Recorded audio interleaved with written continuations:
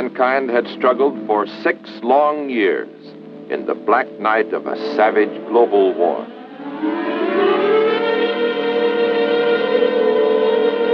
Now the guns were silent. Bombs had ceased to rain down from the skies. The light of peace returned to the world. A world devastated by war, with millions of dead.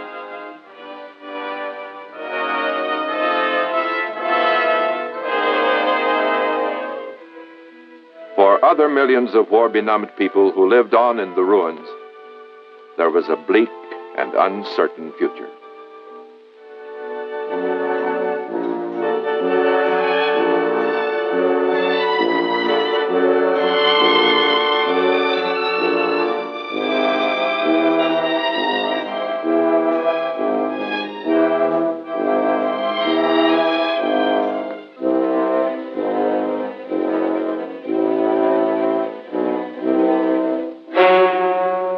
The most monstrous of the aggressors, who had been his own people's greatest enemy, was no more, dead by his own murderous hand, carrying to a fiery grave his dream of an all-conquering new order built to last 1,000 years.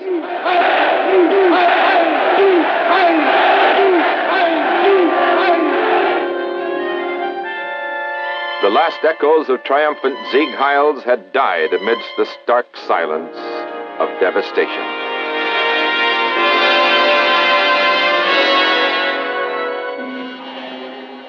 The Caesar demigod of the fascists was no more, killed by his own outraged people.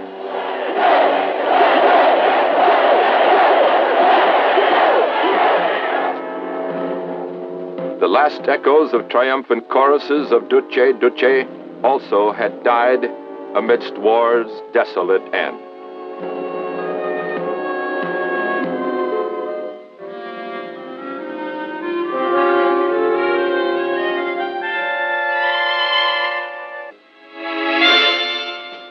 The Japanese military war government was no more. Those who had been responsible for the carnage and destruction were tried and executed as war criminals.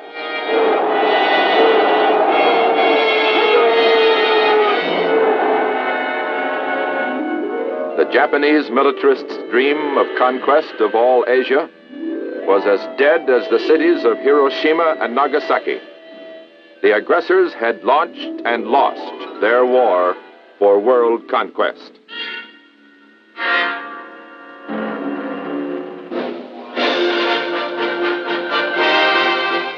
Our military forces had fought and won a war, not for conquest, but for the freedom and dignity of man.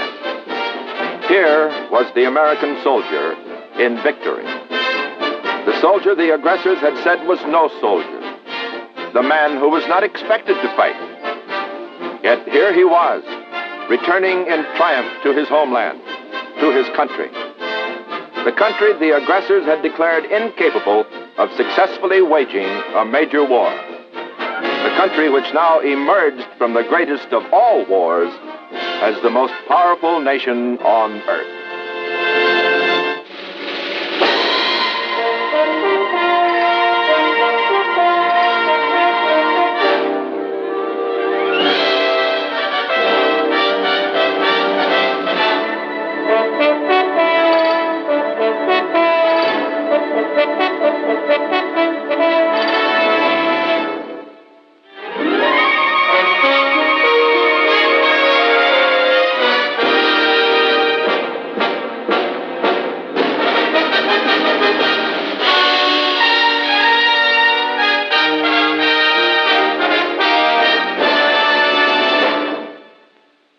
For the second time in 28 years, the United States had fought a war against the ruthless forces of aggression that had threatened to destroy the ideals and principles of democracy.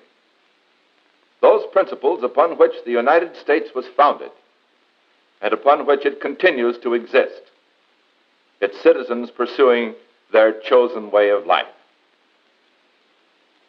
But no war is without its tragic cost, to the victor as well as to the vanquished. The full cost of World War II can never be measured. A war involving 57 sovereign nations in a cataclysm of such magnitude that no accurate appraisal can be made of the toll in ruined lives, blasted hopes, vanished resources, and treasure. For the United States, at war's end, 1 out of every 500 Americans alive at the beginning had been listed as killed or missing in action. For the aggressors, the price was far higher. 1 out of every 200 Japanese, 1 out of every 150 Italians, and for Germany, 1 out of every 25. A lesson in vital statistics for those who blindly follow ambitious dictators into rash adventures of conquest against men who would rather fight and, if need be, die than become the vassals of a totalitarian police state in which the individual belongs to the state and not the state to the free citizen. In World War II, we fought for democracy.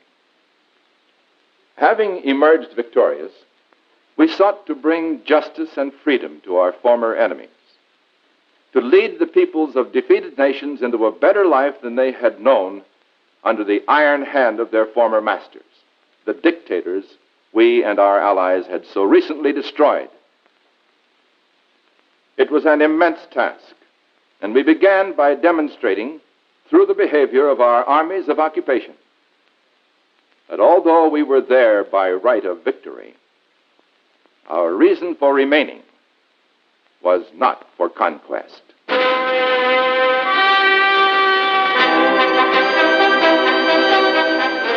We had met the immense challenge of global war and achieved complete victory. Now we faced the challenge of ensuring the peace.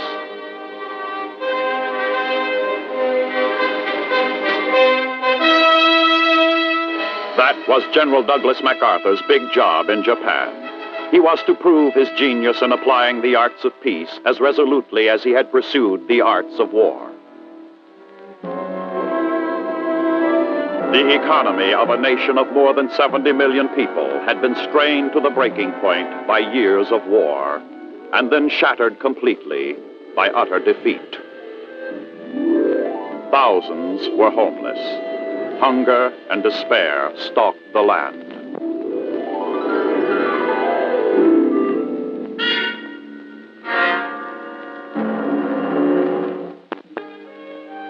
It would now be necessary to overcome 2,000 years of feudal tradition, centuries in which the Japanese people had bowed servilely to their masters and their emperor. Ritual and religious mystique were woven into their daily lives.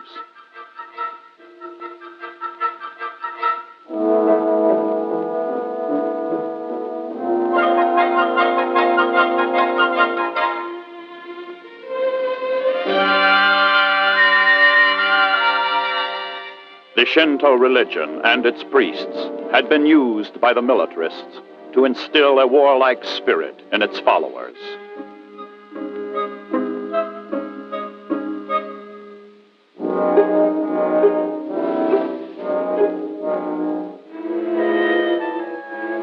At the behest of General MacArthur, the emperor now publicly told his people that he was no god, no divine being, but a purely human leader. The formerly warlike Shinto religion was divorced from the militaristic rituals and exercises, becoming merely one of many religions from among which every Japanese was free to choose. In post-war Japan, political parties now sought the support of the Japanese people. Women were given the right to vote in the democratically free elections held throughout the country.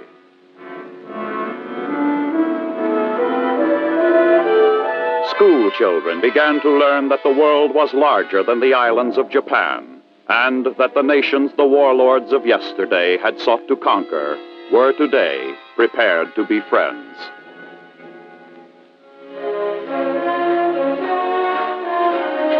Seldom in history had a victor been so magnanimous, had step by step substituted democratic sense for totalitarian nonsense, tolerance for hate, hope for despair.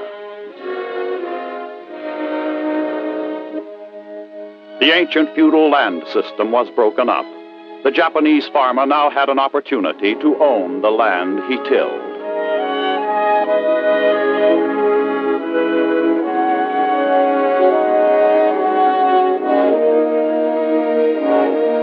For the first time, there was freedom of the press.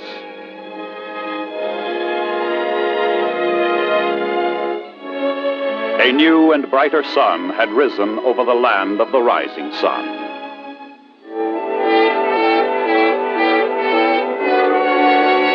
A vital and more responsible nation was emerging from the holocaust of war.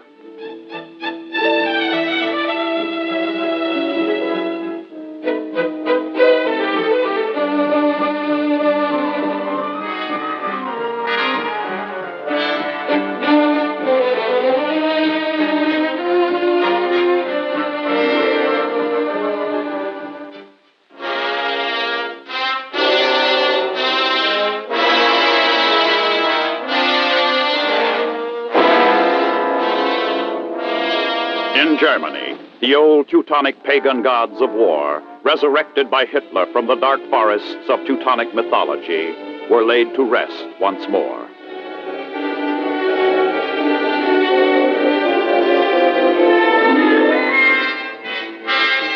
Those who had perpetrated the war and who survived were brought before an international bar of justice at Nuremberg, charged, in the words of one prosecutor, with crimes against the conscience of mankind.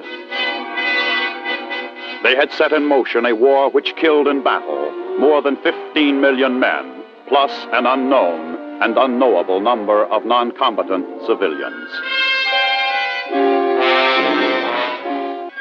The chief Nazis were condemned by their own words. Documents written in their own hand showed them guilty.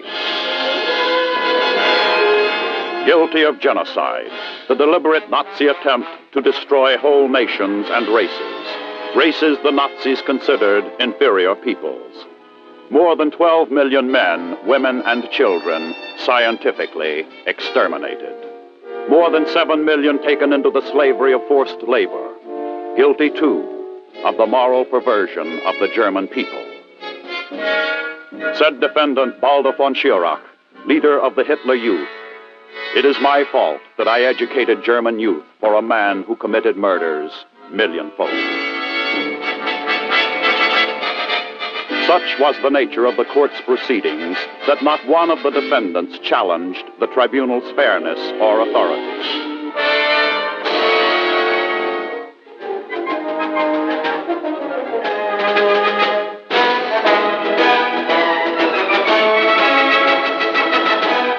Victory had been won, and the major criminals brought to judgment by their intended victims.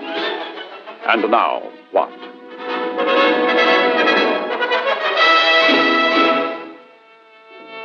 The victor was now confronted with the task of rehabilitating a nation mauled, blasted, and stunned by a war of conquest that had backfired to the ruin of its instigators.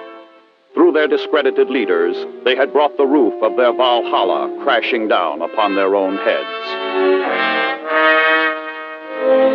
But we were left with the debris.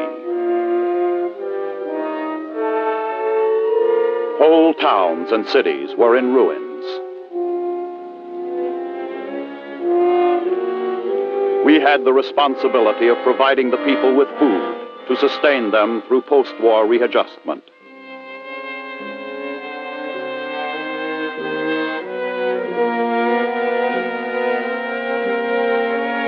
We were responsible for the restoration and maintenance of civil order.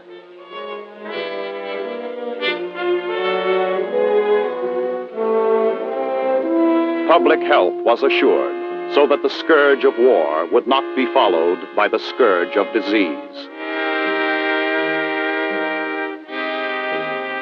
Responsible democratic local, state, and national government was established and made to function.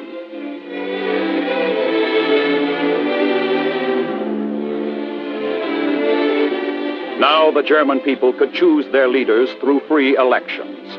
Gone was the era of the stormtrooper, the suppression of civil and human liberties, the endless propaganda, and the mad dreams of fanatical leaders. The German people were quick to respond to their new freedom.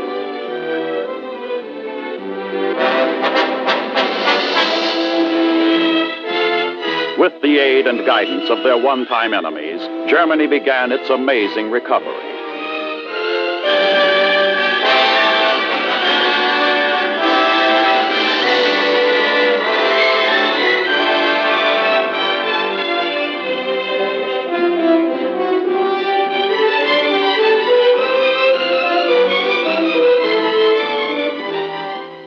In significant contrast was the bleak atmosphere of Russian-occupied Berlin.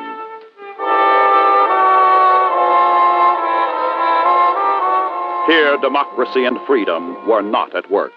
Here was the bleak face of another kind of totalitarianism, the communist variety.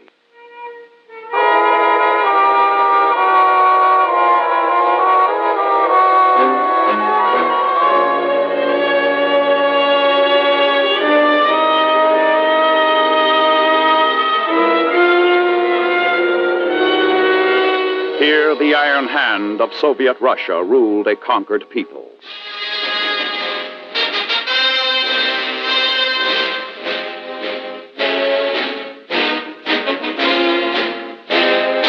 World War II had seen the emergence of the Soviet Union as a military power second only to the United States.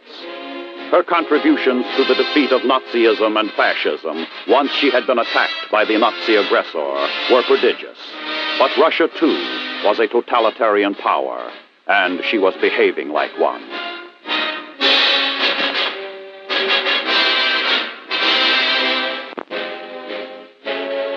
Estonia, Latvia, and Lithuania became Soviet-controlled satellites. So did Poland, Hungary, Romania, Bulgaria, and Albania.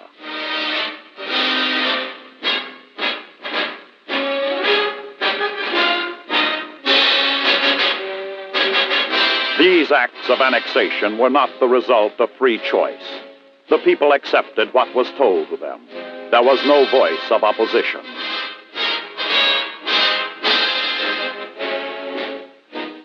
In Manchuria, by agreement with Russia, Soviet troops that had entered to liberate Manchuria from the Japanese were replaced by a Chinese Communist People's Army, which would soon start a drive southward to conquer all China and bring it under communist rule.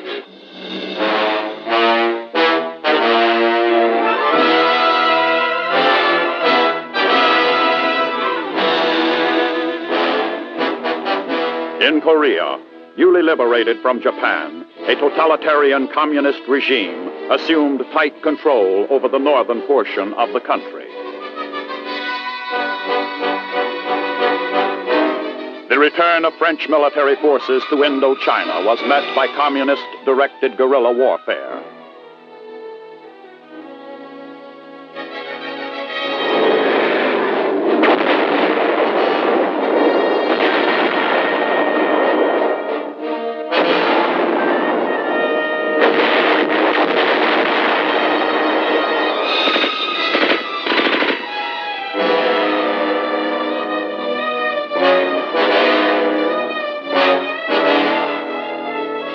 In Greece, communist insurgents had begun open civil warfare for control of the country.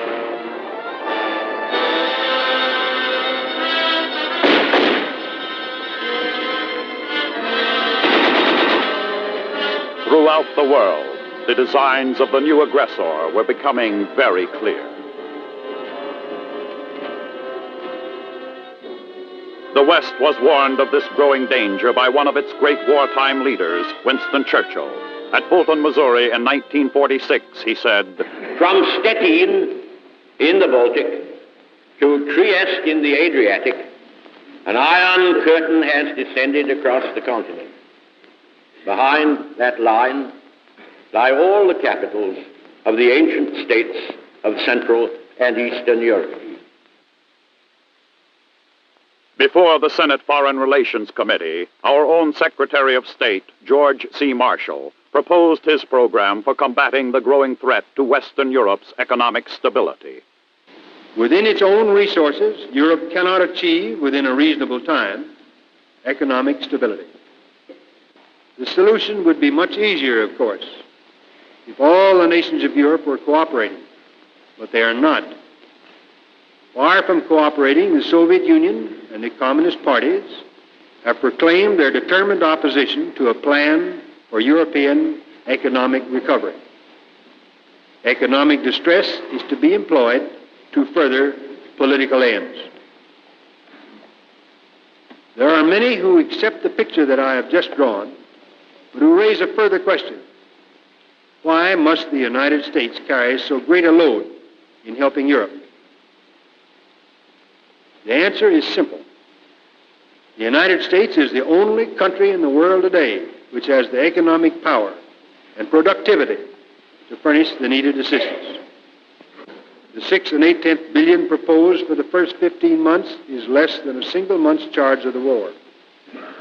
To be quite clear, this unprecedented endeavor of the new world to help the old is neither sure nor easy.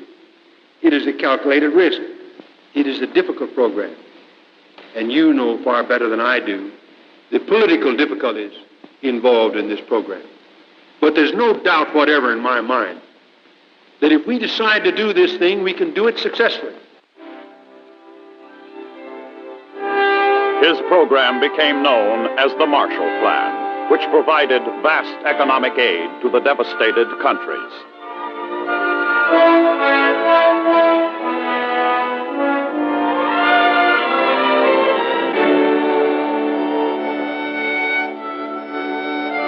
Soviet Russia's growing truculence in her dealings with the free world were danger signs which could not be ignored.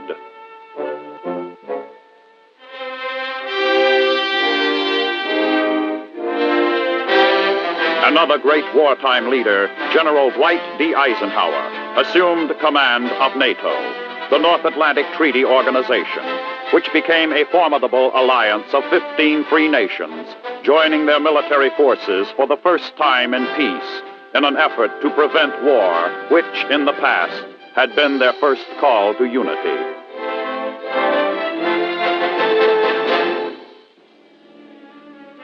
Since the end of hostilities, West Berlin had become an island in a communist sea. General Lucius D. Clay, our military governor in West Berlin, sent a message to Washington on March 5, 1948, stating that, "For many months I have felt and held that war was unlikely.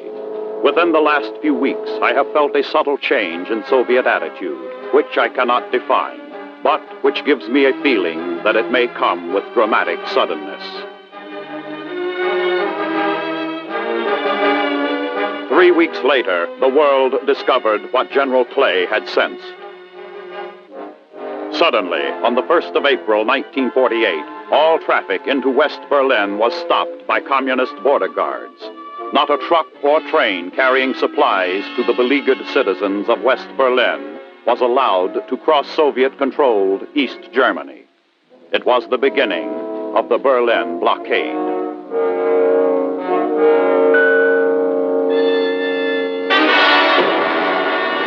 With the Soviets attempting to starve the people of West Berlin into submission, American, British, and French air forces immediately began an unprecedented airlift to save the city. The Allies were determined to provide the citizens of West Berlin with food and supplies needed to sustain life.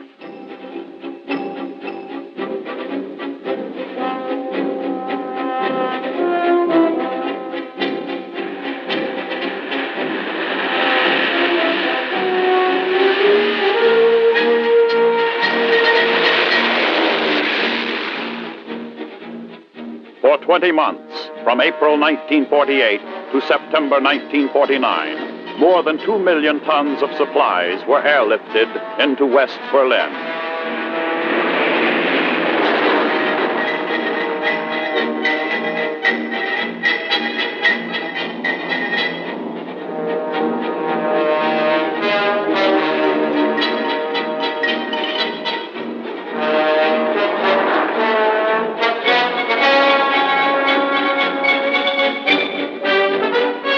This around-the-clock airborne operation kept West Berlin alive and caused the communists to abandon their attempt to starve the city.